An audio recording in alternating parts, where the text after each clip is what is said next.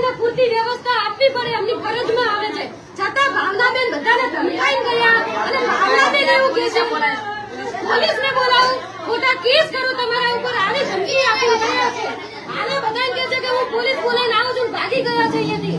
અમે પોલીસથી ડરતા નથી, અમે અમારા હક માટે બેઠા છીએ. અમે શેના માટે બધા આવ્યા છો?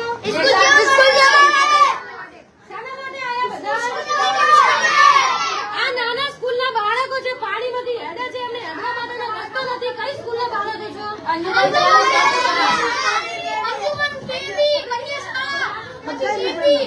હજુ આ નાના ભૂલકાઓ એમની શાળાનું અત્યારે સ્કૂલ ચાલુ થઈ છે, એની માટે આવે છે બધા, છતાં કોઈ એમનું સાંભળતા નથી.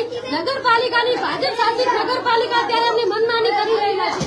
આ બરબાદ કરે છો ને બધામાં કારણ પાણી બહુ છે તો છોકરા ભણવા જઈ નહીં હતા.